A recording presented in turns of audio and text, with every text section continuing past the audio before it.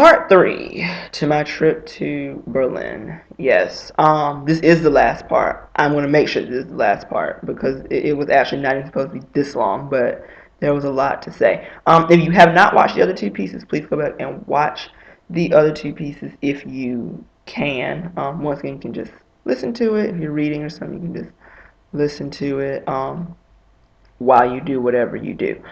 So, final reflections, at least on the trip before I go into any other stories about the last day. So, as I said, I entitled this, well, the theme of this, I won't say is the title because I don't know if all the words will fit, but the theme is you don't look like what you've been through. As I was walking through the city is gorgeous, especially the western side of it. The eastern side of it still looks a bit Soviet, but granted, Germany was just reunited 23 years ago. Yeah, 23, 22 years ago, depending on what date you want to use.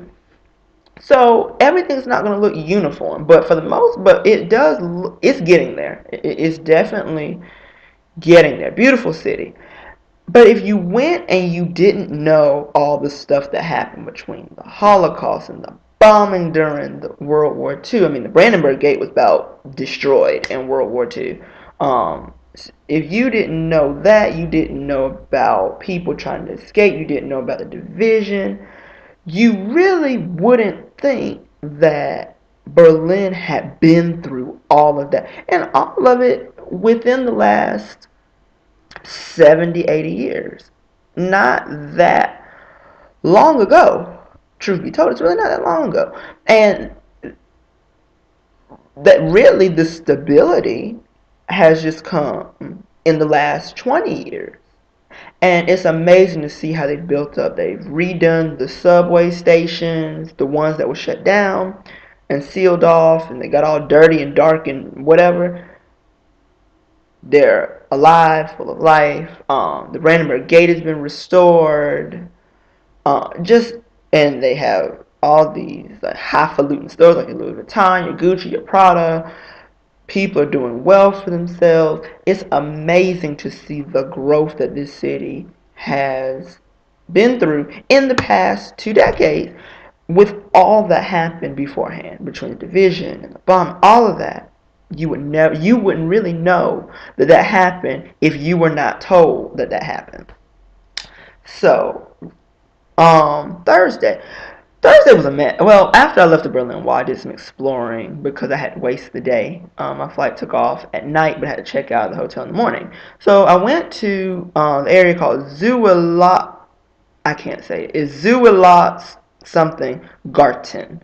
Um, if you type in Zoo Garten Berlin, I'm sure you'll find it. It's near the zoo and the aquarium.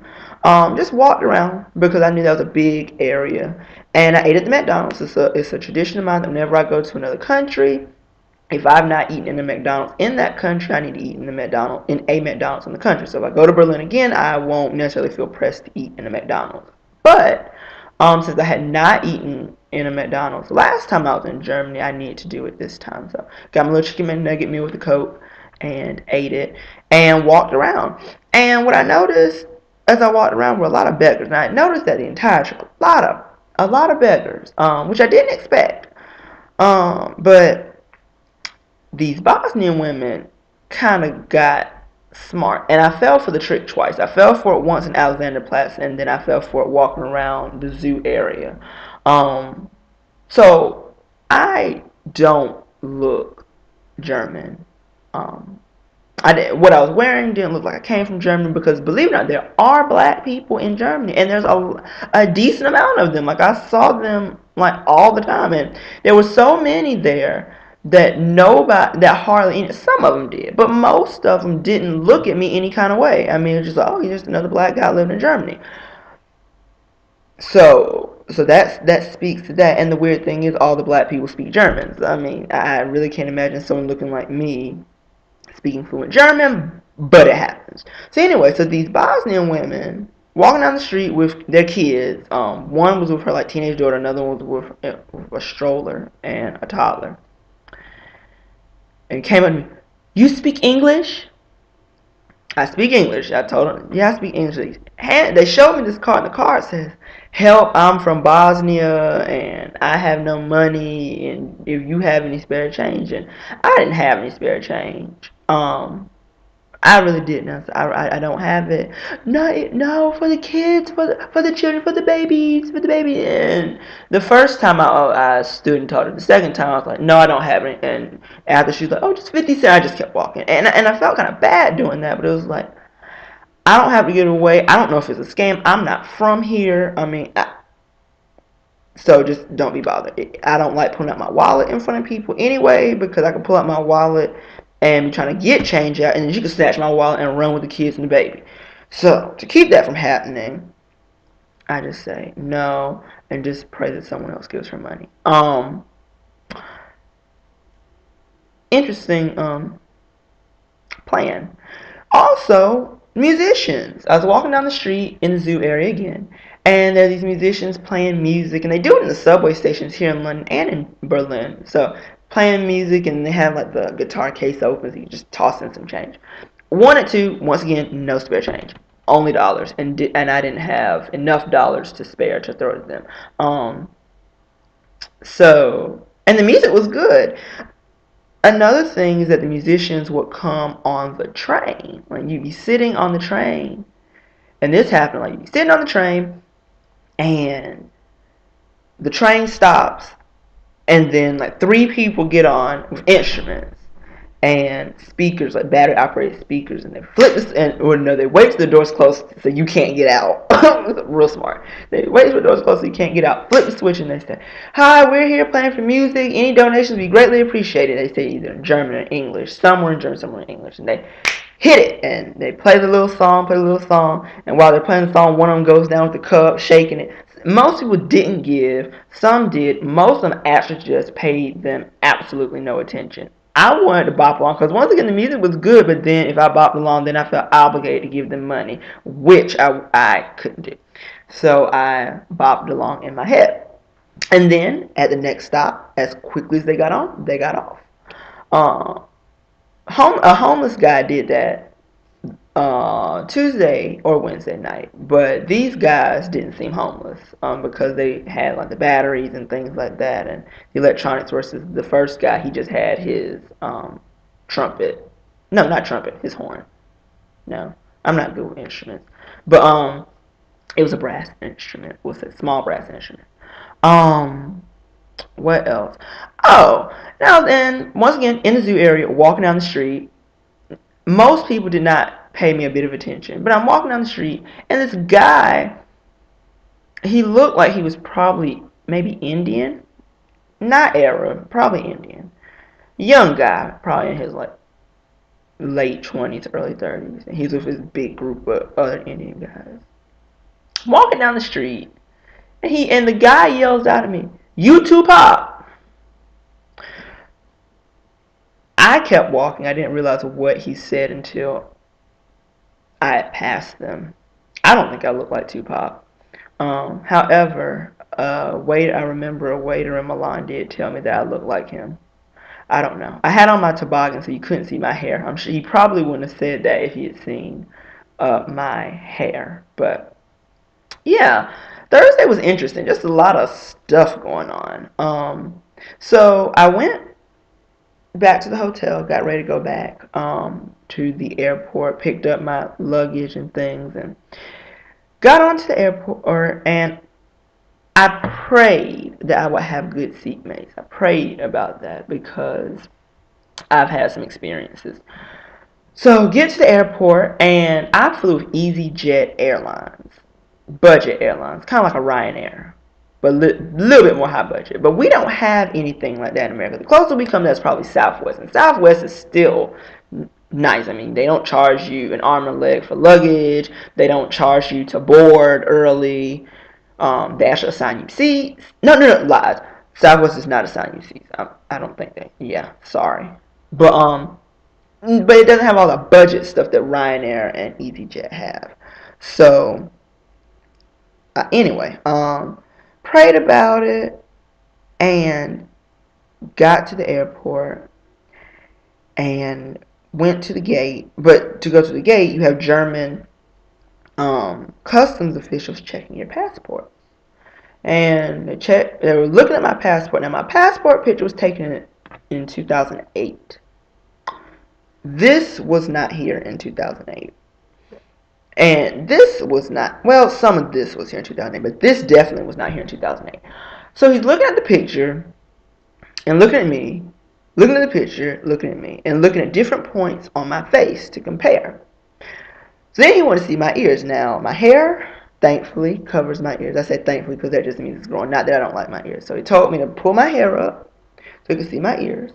So he's looking at my ears, and then there's another guy sitting next to him. So he stops the other guy who's checking the guy's passport and shows him my passport and gets him to look at me. He's looking at me, looking at the passport, looking at me, looking at the passport, looking at the points of my face, looking at the passport.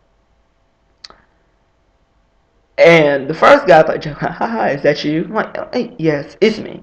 It's me. I just have more hair. I just have more hair. I didn't say it that meanly, but I was kind of getting agitated in a way because physically I'm the same. My features are the same. I'm just older and I have hair.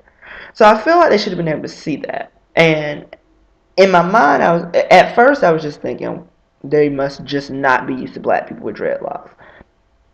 Well, these don't have them locked yet, but you get the idea. So they asked me for a separate piece of ID. So I pulled out my license. At first, I thought my license, I didn't have hair in the picture, but I did. So I looked at it, and then it's like, oh, okay, so they let me through. But when I thought about it after I got past, I was just like, that doesn't make sense. Because I feel like if they're looking at features on my face, they should have been able to see that the features are the same. Now, I did open up my passport and looked at the picture, and I do look different than my passport picture, but I still feel like I look like the same person. But then again, because I know what I look like, so to someone else, it really may look different. But my ears are the same, my nose I feel like is the same, but I was probably at a different angle. Whatever. So I got through it. Although everyone behind me was like giggling and laughing about how protective the Germans truly are, and they are. But I guess in the end it's good. So we boarded the plane, and I ended up sitting beside. Well, I was on the aisle seat. It was a 3-seat row. I was on the aisle. In the middle was this young lady. I think she's probably a little bit older than me. She might be a year or two older than me.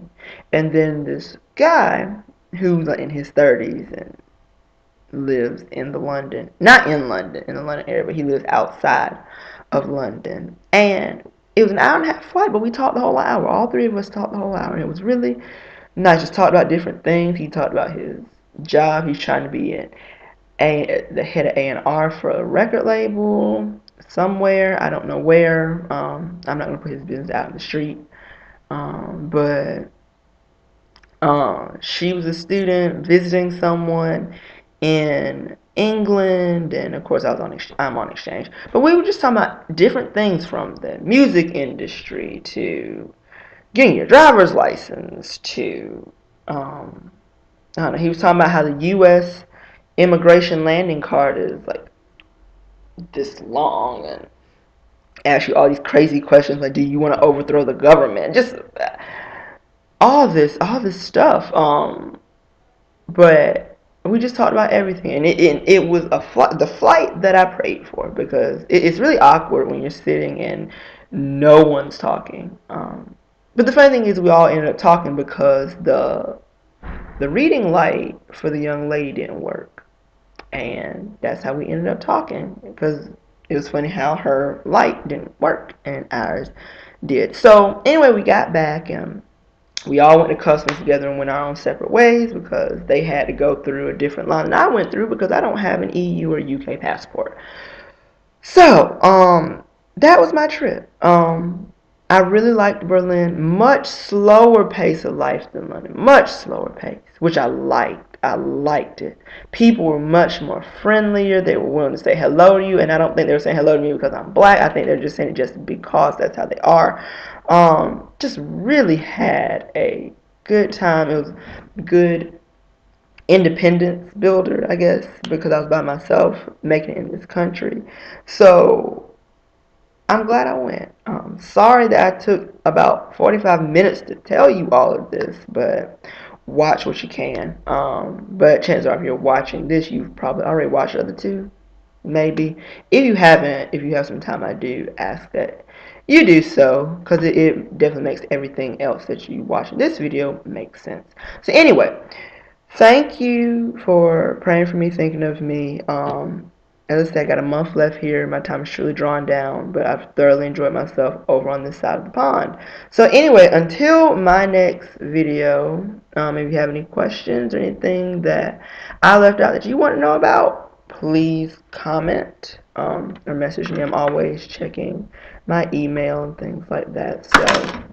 So yeah, thanks for watching. Please pray for me, and I'll be praying for y'all. Talk to y'all later.